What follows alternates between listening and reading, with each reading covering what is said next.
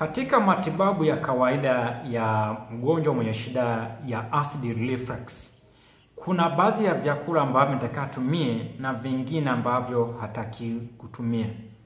Wengi wana focus sana kwenye vyakula vipi waweze kutumia, lakini hawaangalii kwamba vyakula gani ambavyo waweze kuepuka. Video ya leo niko hapa kwa ajili kukufahamisha vyakula vikuu vitano. Kama unafahamu kwamba wewe unahangaika na tatizo la acid reflux au gastroesophageal reflux disease, inatakiwa uweze kuviepuka kwa gharama yoyote. Maana pasipo kuviepuka yamkini usipate aweni wa aina yoyote. Kwa kama unataka kufahamu vyakula hivi vikuu vitano ambavyo ni hatari na ni baraka kweli kweli kwa mgonjwa mwenye shida ya acid reflux, twende sambamba. Uko nami Emmanuel Mpalie, nutrition specialist. Kuna vyakula vikuu vitano ambavyo kwa mgonjwa mwenye shida ya acid reflux inatakiwa aviepuke. Chakula namba moja kabisa ambayo inatakiwa ukwepe kama una shida ya acid reflux ni nyama. Hapa nazungumzia nyama nyeupe na nyekundu. Wengi wanashindwa kuepuka chakula hiki ni kwa sababu kwanza ni chakula ambacho wengi wanapenda, lakini katika mfumo wa kijamii unapokuwa unakula nyama unaonekana na maisha mazuri, inaleta hali fulani ya kuonyesha kwamba ni level nyingine, lakini kiafya nyama kwa mgonjwa mwenye shida ya acid reflux hazimfanyi vizuri. Kiufupi, kwa nini nyama nyeupe na nyekundu sio nzuri? Japo wengi wanatuhumu nyama nyekundu, wanabaki wanaendelea kula nyama nyeupe, lakini kufahamisha nyama zote nyeupe na nyekundu sio salama kwa mgonjwa mwenye shida ya acid reflux. Kwa nini nyama kwa mgonjwa mwenye shida ya acid reflux nataka akwepe?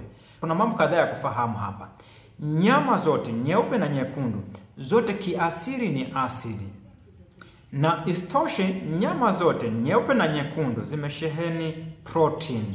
Tena si protein tu, ni protein ambayo ni tata. Umeng'enywaji wa kirutubisho aina ya protein kinafanyika kwenye tumbo la mwanadamu, ambapo mazingira yale ni kwa sababu ni ya asidi, kwa maana kwamba kila utumbo wa mwanadamu unazalisha asidi aina ya hydrochloric acid. Sasa kiwango cha protein kinaamua asidi kiwango gani iweze kuzalisha. Wakati huo pia ugumu wa protein unaamua kiwango gani cha asidi kiweze kuzalishwa.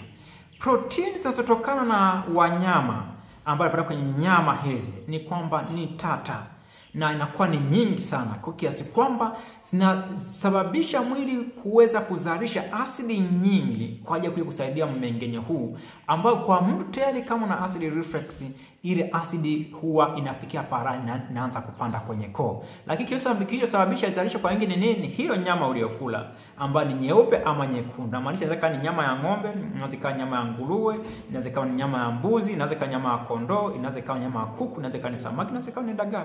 Vyote hivi vinapandisha uzalishaji wa asidi. Kingine cha kufahamu kwenye nyama hapa ni kwamba nyama ni hazina makapimlo. Kwa tafasi hiyo, ukosefu wa makapimlo kwenye nyama hizi unapelekea mjongeo wa vyakula kwenye mmeng'enyo, ama unapokuwa umekula nyama hizi mjongeo wako unakuwa uko taratibu sana, na hivyo kupelekea asidi kuendelea kuzalishwa kwa haraka sana. Yaani chakula hakimuvu kwa haraka tofauti na vyakula vingine. Mbaya zaidi, unajikuta kwamba nyama hizi ziko kwenye mzizi wa tatizo la ukosefu wa choo, ambao ukosefu wa choo ndo unakuja kuharibu ule uimara, inasababisha ile structural damage ya ile misuli ambayo inafunga kwenye utumbo ili ile asidi isiweze kupanda kwenye koo lako. Kwa hiyo wengi wanakula nyama kwa sababu wengi huwa waambii. Hata kiambia mtu akaambia kwamba uepuke nyama nyekundu, lakini kiufupi nyama nyeupe na nyekundu zote kama una shida acid reflux sio salama sana kwako. Hiyo ilikuwa ni chakula cha kwanza ambacho natakiwa ukifahamu. Chakula cha pili ambacho natakiwa ukifahamu ni maziwa na mayai. Vyakula hivi nafahamu. Mtu anakuambia sasa bana, nisipokunywa maziwa ni kala na mayai, sasa nile nini? Sinaweza kana najitesa duniani. Hapana. Fahamu kwamba wewe ni mgonjwa. Hakuna namna ambavyo unaweza kupona acid reflux ukiwa bado unaingiza mdomoni mayai pamoja na maziwa. Hiyo namna haipo. Labda ujaribu, unaweza kawa ni mfano wa kwanza tukapata matokeo, lakini kiufupi kwa wale watumiaji wa mayai na maziwa kama na acid reflux, bado tutaendelea kuhangaika na tatizo hili la acid reflux. Kwa nini maziwa na mayai kwamba sio salama kwa mgonjwa mwenye shida ya acid reflux? Mambo machache ya kufahamu hapa. Maziwa na mayai vyote hivi kiasili ni asidi.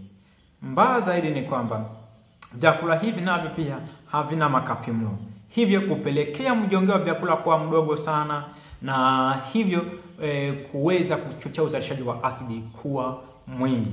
Mbaya zaidi ni kwamba ukiangalia uwepo wa protein aina ya casein kwenye maziwa imekuwa ikihusianisha na kusababisha paralyze kwa misuli kwenye utumbo mpana, kwa kupelekea matatizo ya constipation. Ndio maana kwa wale watu ambao wana shida ya ukosefu wa choo na kama wanatumia maziwa, huwa na washauri kwamba waweze kutoa maziwa, ndio naweza kupona hii tatizo la ukosefu wa choo. Na unapokuwa unatatiza ukosefu wa choo, ndio hiyo inakuja kuathiri uimara wa misuli hii ya lower esophageal sphincter muscles ambayo ipo kwenye juu ya tumbo lako, ambayo inasababisha na kuwa milegevu na kutokuweza kukaza vizuri kwa sababu ya ile pressure ambayo inakuwa inatengeneza pindi unapokuwa unatoa choo chako, ambayo ile pressure inakuja kuathiri ile misuli ambayo ndio kwamba ni lower esophageal sphincter muscles. Kitu kingine ambacho tukufahamu kwamba kwenye issue ya maziwa na mayai pia na venyewe vimesheheni protini nyingi sana, ambayo kwenye umeng'enyo wa kawaida inahitaji asidi nyingi zaidi. Fikiria kwamba vyakula hivyo vinapunguza uimara wa misuli hii ambayo tunataka ni lower esophageal sphincter muscles. Wakati huo vinasababisha production au uzalishaji wa asidi kwenye tumbo lako. Sidhani kama kuna namna ambavyo unaweza kufanikiwa kujitibia tatizo hili la acid reflux. Kwa hiyo hii ni chakula namba 2. Chakula namba 3 ambacho natakiwa ukifahamu wewe. Hapa tunazungumzia habari za vyakula ambavyo vimekaangwa sana, mikaango sana. Ambavyo tunazungumzia hapa mara nyingi ni fast food, ni vyakula ambavyo vinakuwa vimeshatengenezwa, vipo na wewe ni kufika na kuchukua tu. Lakini licha hivyo kuna vingine tunakaanga mazingira ya nyumbani. Vile vyakula ambavyo vimekaangwa, kuna baadhi nakula vina makapimlo, vingine havina makapimlo, vimeshatolewa.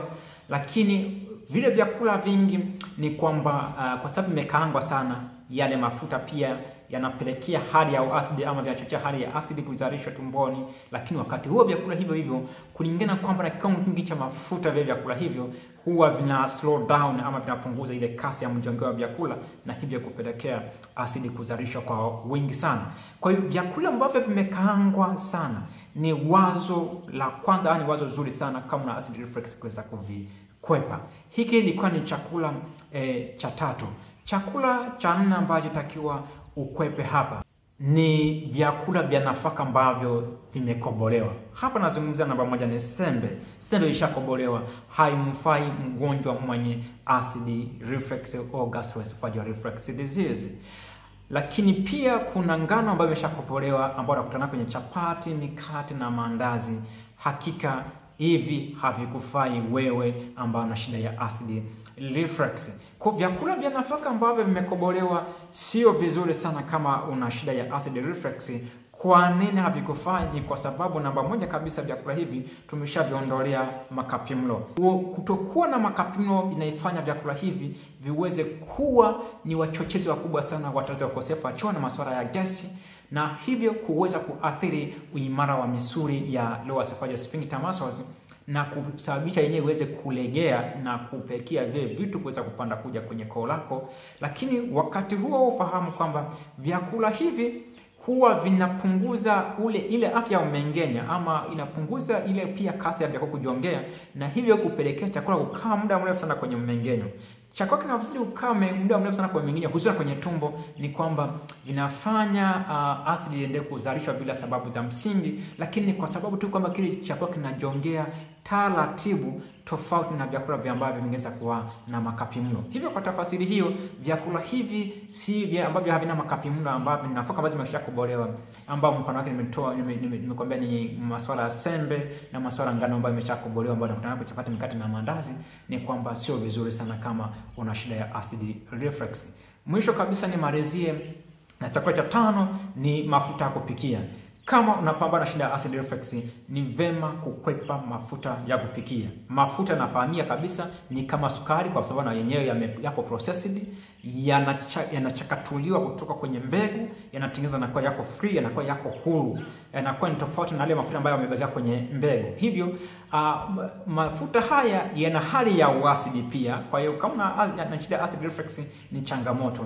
Wakati huo pia mafuta haya ni kwamba hayana makapi mno, kwa hakuna namna ambayo inaweza kusaidia kwenye afya ya mmeng'enyo wala kudhibiti tatizo la acid reflux, bali yanaweza kuchagia tatizo la acid reflux katika kupelekea vitu kuweza kumove taratibu sana, na hivyo kupelekea asidi kuendelea kuzalishwa.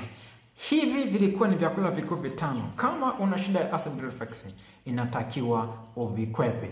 Japo naamini walio wengi hususan kwa masuala ya nyama, maziwa na mayai ni kwamba wako addicted kiasi kwamba mtu kimwambia habari za kuacha nyama anakwambia nisiweze kuacha kula nyama. Ni kweli wewe endelea kula nyama tu, lakini nakwambia utaenda kuhangaika na acid reflux na hutoweza kufanikiwa hata kama utumie dawa aina gani. Ni bahati mbaya dawa zilizopo, hajalishi ni za virutubishi ama za hospitalini, hazijawahi kutibu acid reflux na haziwezi kutibu, kwa sababu chanzo cha acid reflux kiko kwenye masuala ya ulaji wa muhusika. Kwa hiyo fix ulaji wako ndio utaweza kupata suluhisho la kudumu sana, na ukianza kuepuka vyakula ambavyo vinaweza kuwa vinapelekea tatizo hili kama vyakula ambavyo nimevitaja.